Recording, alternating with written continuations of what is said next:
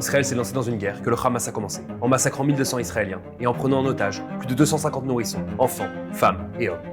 Le Hamas a passé les 16 dernières années à préparer des zones densément peuplées pour des attaques contre Tsahal. Les maisons sont piégées, les routes sont minées et des tunnels sous les écoles sont remplis d'explosifs. Le Hamas utilise les zones urbaines pour causer des destructions. Les militants du Hamas tentent également de se protéger en se déguisant en civils, espérant que Tsahal hésitera à riposter. Ces pratiques illégales rendent la situation extrêmement dangereuse pour les civils à Gaza. Au lieu de protéger sa population des dangers de la guerre, le Hamas les met délibérément en danger. Le Hamas affirme ouvertement qu'il protège son armée plutôt que ses civils et est prêt à sacrifier son peuple dans sa lutte pour détruire Israël. C'est précisément pour cette raison que Tsahal investit des ressources significatives pour aider les habitants de Gaza à quitter les zones de combat intensifs afin qu'ils ne puissent pas être utilisés par le Hamas comme bouclier humain. L'une des méthodes utilisées est un système intégré de cartes, ainsi que des messages à travers différents canaux et la surveillance en temps réel des zones où se trouvent les civils.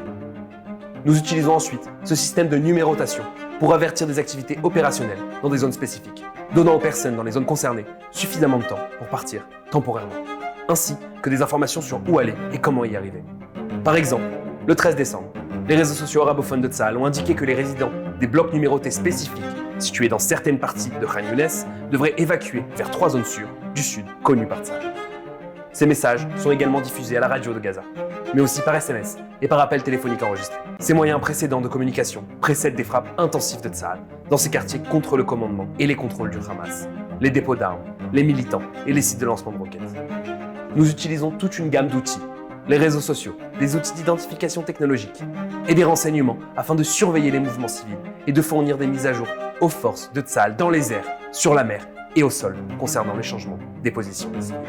Afin de nous assurer que les messages atteignent le plus grand nombre possible de personnes, nous utilisons des diffusions radio, des messages télévisés, des SMS, des appels téléphoniques préenregistrés et des appels téléphoniques individuels. À ce jour, Tsahal a effectué plus d'1 million d'appels téléphoniques, plus d'1 million d'SMS, plus d'1 million de largages de tracts. Elle déploie ses efforts uniquement dans le but de sauver des vies. Tsahal a clairement indiqué que ses recommandations d'évacuation sont temporaires et qu'une fois que Tsahal aura atteint ses objectifs de libération des otages et la défaite du Hamas, aucune évacuation supplémentaire ne sera nécessaire.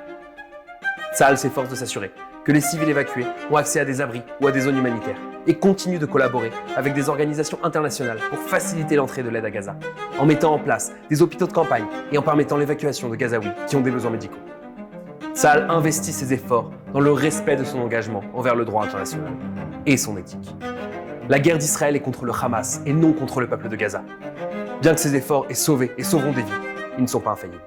Et nous continuerons à travailler pour en faire davantage. Nous considérons chaque mort civile comme une tragédie et continuerons d'essayer d'aider les habitants de Gaza à échapper aux griffes du Hamas, tout en cherchant à libérer nos otages et à nous assurer que le Hamas ne puisse jamais nous attaquer à nouveau.